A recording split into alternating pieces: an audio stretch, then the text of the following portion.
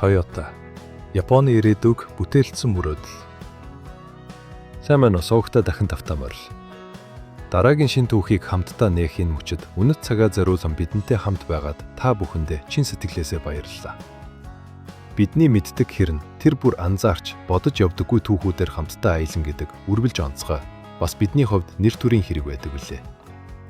Өнөөдөр бид дэлхийд даяар танигдсан Toyota хэмээх автомашины брендийн түүхээр хамтдаа аялах болно. Жижигхэн эхлэлээс хэрхэн дэлхийд нөлөөсөн агуу мөрөөдөл төрж тэр мөрөөдөл хэрхэн бодит амжилт болж бийсэн тухай урам зориг дүүрэн аялал биднийг хүлээж байна. За ингээд түүхээ хамтдаа эхлүүлье. Та нэг хором төсөөлөд үзтээ. Нэгэн аав автомашин биш, харин нэхэмлийн машин бүтээдэг гэд. Нэгэн хүү бүхэл бүтэн улсыг хөдөлгөөнд оруулахыг мөрөөддөг гэд. Харин нэгэн гэр бүлийн гаргасан шийдвэр түүхэн дэх хамгийн авга автомашины компаниудын нэгийг төрүүлэхэд тусалсан гэд. Өнөөдөр бид Toyota гэх нэрийг сонсоод найдвартай автомашин, гэр бүлийн дурсамжит аялал, гибрид технологи, бас дэлхийн бараг өнцөг булан бүрт итгэл хүлээсэн тээврийн хэрэгслийг төсөөлдөг. Гэхдээ Toyota-гийн түүх хөдөлгүүрээс хурдны замаас эхлээгүй. Энэ бүхэн модон нэхэмлийн суур машин, хөдөлмөрч хүмүүс, мөн хүүгийнхээ боломжгүй мэт санагдах мөрөөдөлд итгэсэн нэгэн ааваас эхэлсэн юм. Энэ бол Toyota-гийн үнэн түүх. Энэ түүх 1867 онд Япон улсад Сакичи Toyota хэмээх сэргэлэн сониуч нэгэн хүү төрснөөр эхэлнэ. Сакичи багаасаа л машин механизмд их дуртай байв. Тэр зүгээр нэг хардаггүй, харин ажиллаж, ойлгохыг хичээдэг хүүхэд байлаа. Юмс хэрхэн ажилтгийг, яагаад эвдэртгийг, бас яаж илүү сайн болгож болохыг мэдхийг хүсдэг байсан юм. Тэр өсөж томрох тусам ажилчин хүмүүсийн амьдрал, ялангуяа даавууг гараар нэхэх гэж олон цагийн турш хөдөлмөрлөдөг эмэгтэйчүүдийн амьдрал ямар хэцүү байдгийг олж харжээ. Сакичи тэдний амьдралыг хөнгөвчлөхийг хүсжээ. Тэр хүсэл мөрөөдөл нь түүнийг илүү сайн нэхэмхийн машинууд бүтээхэд хүргэсэн бөгөөд үүний дотор Toyota-гийн модон гар нэхэмлийн машин, дараа нь автомат суур машин багтана. Түүний бүтээлүүд ажилчдад даавууг илүү хурдан, илүү бага артаатай үйлдвэрлэхэд тусалсан бөгөөд удалгүй түүний машинууд зөвхөн Японд төдийгүй дэлхийд даяар хөндлөгдөж эхэлсэн юм. Гэхдээ энэ түүх яг эндээсээ л улам онцгой болж эхэлдэг. Сакичигийн хүү Кичиро Toyota бүтээл туурвалын дунд өссөн. Тэр санаа бодол бодит зүйл болж хувирдгийг харсан. Тэр машин техник хүмүүсийн амьдралыг өөрчилж чаддгийг ойлгосон. Гэхдээ Кичиро суур машинаас ч илүү том зүйлийг мөрөөддөг байв. Тэр автомашиныг мөрөөддөг байсан юм. 1929 онд Кичиро Европ болон Америкийн нэгдсэн улсад очиж үйлдвэрлэл, технологиг судалжээ.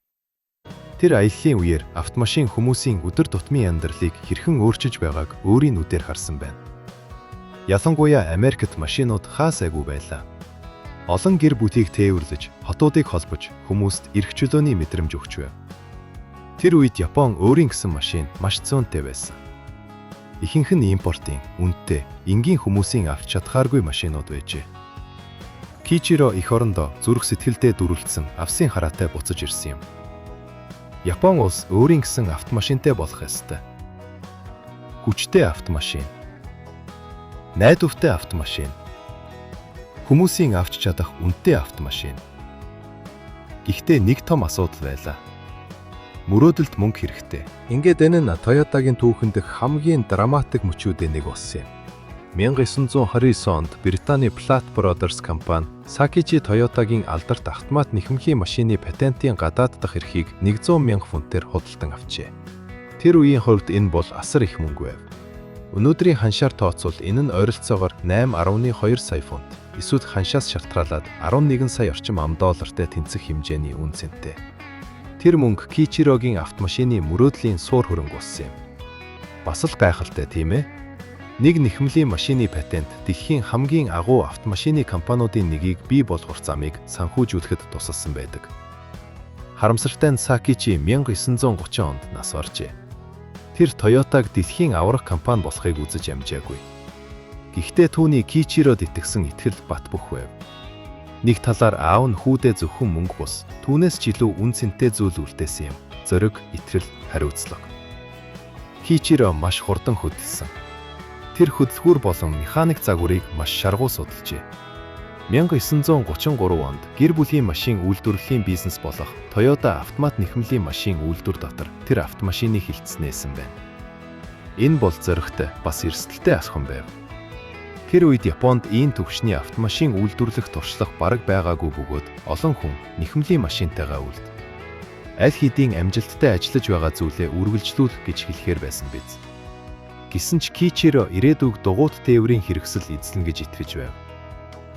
1930-аад оны дунд үе гэхэд тэрээр одоогоор бие даасан автомашины компани удирдах эхлэегүй байв. Тэрээр гэр бүлийнхээ нэхэмлийн машин үйлдвэрлэлийн бизнесийн хүрээнд автомашин бүтээж байсан бөгөөд үүнд үйлдвэрийн ур чадвар, ажлын соёл, мөн аавынх нь амжилтаас үүдсэн боломж, дэмжлэг ихээхэн тус болж байв. Кичиро 100 тонны багийн гишүүдтэй эхлээд А1 суудлын автомашины туршилтын загварыг бүтээж, дараа нь 1935 оны 8 дугаар сард Toyota-гийн зах зээлд гарсан анхны бүтээгдэхүүн болох G1 ачааны машиныг үйлдвэрлэжээ. Эдгээр анхны оролдлогууд Японоос өөрийн гэсэн автомашин бүтээж чадна гэдгийг баталж чадсан юм.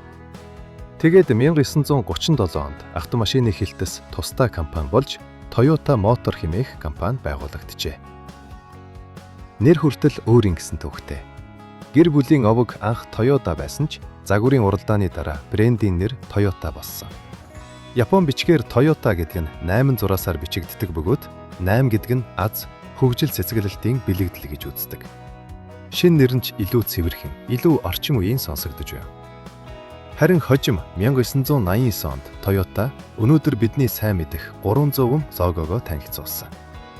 Доторх давхцсан 200 нь хэрэглэгчийн зүрх сэтгэл, компанийн зүрх сэтгэлийг илэрхийлдэг бол даднах 100 нь дэлхий Toyota-г тэрвэрч байгааг бэлэгддэг.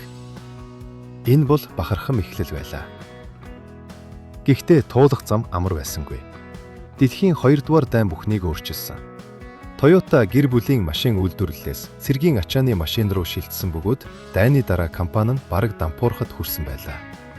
Гэвч яг тэр хямралаас Toyota шинэ ажиллах арга барилаа бүтээж эхэлсэн. Хэрэгтэй зүйлийг нь хэрэгтэй үед нь хийх, асуудлыг эрт олж харах, бас өдөр бүр тасралтгүй сайжрах. Энэ нь just in time, Jidoka, Kaizen гэсэн үзэлдээр тулгуурласан Toyota Production System буюу Toyota-гийн үйлдвэрлэлийн үндсэн систем болсон. Цаг хугацаа өнгөрөхөд энэ систем Toyota-г чанар, үр ашиг, итгэрцлээрээ дэлхийд алдаршуулсан юм. 1905 дугаар он гэхэд Toyota дахин хүчээ авчээ. Дараа нь тэдний өмнө нэг шин сорилт гарч ирсэн нь дэлхий байв. 1957 онд Toyopet Crown Америкийн нэгдсэн улс руу экспортлогдсон анхны Toyota суудлын машин болсон. Эхэндээ Toyota тэнд төдийлөн танигдсан нэр байгаагүй. Хүмүүс энэ шинэ гадаад брэндэд тэр дорой итгээгүй. Гэхдээ аажмаар байдал өөрчлөгдөж, худалдан авахчид Toyota-гийн машинууд бат бөх, эдлэгээ сайтай, мөн хэмнэгттэй гэдгийг ойлгож эхэлсэн. Эдгээр нь сүржин амлалт байгаагүй. Харин ч итгэж, найдаж болох үнэн ч хамтрагчд байв. Тэр нь гэр бүлийн хувьд маш чухал зүйл байлаа. Дараа нь автомашины түүхэн дэх хамгийн томоохон мөчүүдийн нэг тохиосон юм. 1966 онд Toyota Corolla-г танилцуулсан. Жижиг, боломжийн үнэтэй, ойр дотн мэдрэмж төрүүлсэн Corolla нь өдөр тутмын амьдралд яг тохирсон автомашин байв. Ажилдаа явхад, хүүхдээ сургуульд хүрэхэд, дэлгүүр явхад, гэр бүлийн аялалд ч төгс зохицож байлаа. 10 жилийн турш энэ машин дэлхийд даяар тархаж, автомашины түүхэн дэх хамгийн амжилттай загваруудын нэг болсон юм. 2023 оны 9-р сарын эцсийн байдлаар Toyota Corolla загварын дэлхийд даяарх нийт үйлдвэрлэл ойролцоогоор 53.4 сая ширхэгт хүрснийг Toyota мэдээлсэн байна. Энэ тоо нэг чухал үннийг харуулж байна. Corolla бол зүгээр нэг машин биш байв. Тэрээр сая гэр бүлийн өдөр тутмын амьдралын салшгүй хэсэг болсон байв. 1970 дугаар он Toyotад дахин нэг том боломж авчирсан. Дэлхийн газрын тосны хямралт түвшийг үнэтэй болгож, хүмүүс жижиг, илүү хэмнэгттэй автомашин хайж эхлэхэд Toyota бэлэн байсан. Түвшний хэмнэгттэй загварууд нь тухайн үеийн дэлхийн хэрэгцээнд яв цав нийцсэн сонголт болж харагдсан. Үүний үр дүнд Toyota Японы хилээс даван тэлж, олон оронд үйлдвэрээ байгуулан, дэлхийд даяар улам их итгэл хүлээдэг болсон юм. 1980-аад он гэхэд Toyota нь зүгээр нэг амжилттай Японы автомашин үйлдвэрлэгч биш, харин дэлхийн хэмжээнд нөлөө үзүүлэх хүчирхэг тоглогч болсон байлаа. Тэгээд дахин нэг гинтийн зүйл болсон. Нэг нь 1989 онд Toyota дээд зэрэглэлийн 5 тух тансагтлын зах зээлд өрсөлдөх зорилгоор Lexus брендийг танилцуулсан нь олон хүнийг байхшруулсан билээ. Өдөр тутмын хэрэглээний автомашинаар алдартай компани яаж дэлхийн шилдэг тансаг зэрэглэлийн брэндүүдтэй өрсөлдөх хэмжээний машин бүтээж чаддаг байна. Гэвч Toyota үүнийг хийж чадсан бөгөөд чанарын төлөөх тууштай үнэнч байдал нь зах зээлийн бүх түвшинд хүрч чаддгийг харуулсан юм. Гэхдээ түүх үүгээр дууссангүй. 1997 онд Toyota автомашины түүхэнд дахин нэг том өөрчлөлт авчирсан. Тэр жил Prius-ыг танилцуулсан нь дэлхийн анхны олноор үйлдвэрлэсэн гибрид суудлын автомашин болсон юм. Гибрид автомашин нь бензин хөдөлгүүр болон цахилгаан моторыг хослуулдгаараа түлш хэмнэж, ялгарлыг бууруулах давуу талтай. Тэр үед энэ нь ирээдүйн технологи мэт санагдаж байсан ч өнөөдөр бид тэр мөч ямар чухал байсныг ойлгож байна. Prius нь ирээдүйг харсан шин сэтгэлгээний бэлрэлт болж, автомашины салбарыг илүү цэвэр ирээдүй рүү чиглүүлэхэд тусалсан юм. Он жилүүд өнгөрөх тусам Toyota инновац, сахилга бат, дэлхий дахны хүрээгээрээ улам өссөөр байв. 2025 он гэхэд Toyota болон түүний групп компаниуд дэлхийд даяар ойролцоогоор 11.3 сая автомашин борлуулсан байна. Зөвхөн Америкийн нэгдсэн улсад Toyota Motor North America 2.5 саяас дээш автомашин борлуулсан бөгөөд тэдгээрийн 47% нь цахилгаан загварууд байв. 2025 оны 3 дугаар сарын 31-ээр санхүүгийн жил нь дуусахад Toyota ойролцоогоор 314 тэрбум $, борлуулалтын орлого тайлбарласан байна. Тухайн үед Toyota дэлхийд даяар ойролцоогоор 384 мянган ажилтнтай болоод байлаа. Эргээд нэг бодоод үзтээ. Энгийн нэгэн суур машинаас аавынхаа итгэлээс эхэлсэн энэ түүх өнөөдөр дэлхийн 170 гаруй улс бүс нутагт хүрсэн компани болж өргөжжээ. Мөн Toyota-гийн гэр бүл өнөөдөр ч нөлөөтэй хэвээр байна. Үүсгэн байгуулагчийн аж ахуй Akio Toyoda, Toyota Motor Corporation-ийн төлөөлөн удирдах зөвлөлийн дараагаар ажиллаж байгаа бөгөөд 2026 онд түүний удирдсан групп Toyota Industries-ийг хувьчлах алхам хийсэн юм. Ойролцоогоор 4.7 их 80 йен буюу 33 тэрбум $, үнэлгээтэй энэ хилцэл нь үүсгэн байгуулагчийн гэр бүл Toyota-гийн ертөнцид өнөө хэр хүчтэй нөлөөтэй хэвээр байгааг харуулжээ.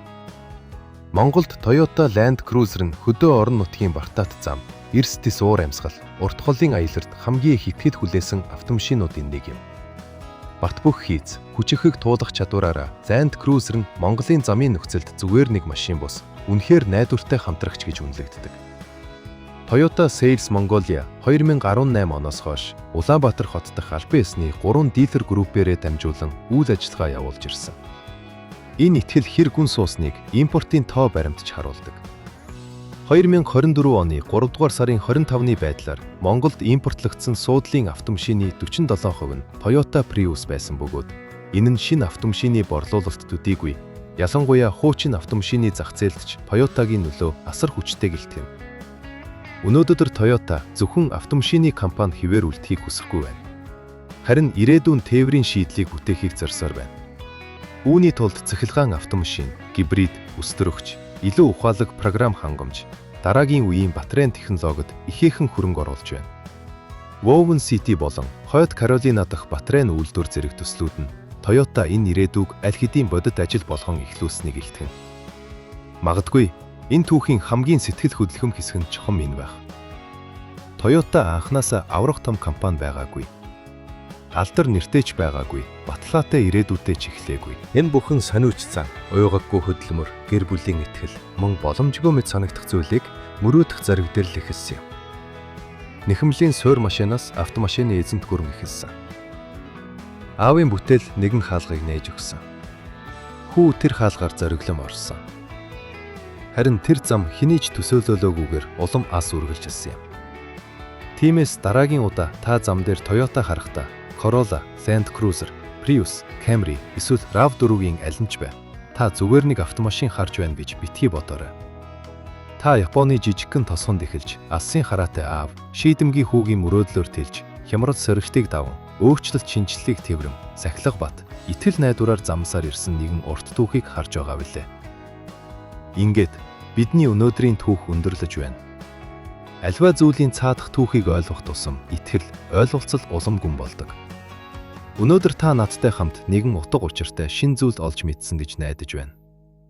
Дараагийн удаа дахиад нэг сонирхолтой түүхээр уулзцгаая. Хэрв энэ видео танд таалагдсан бол лайк дарж, subscribe хийгээрэй.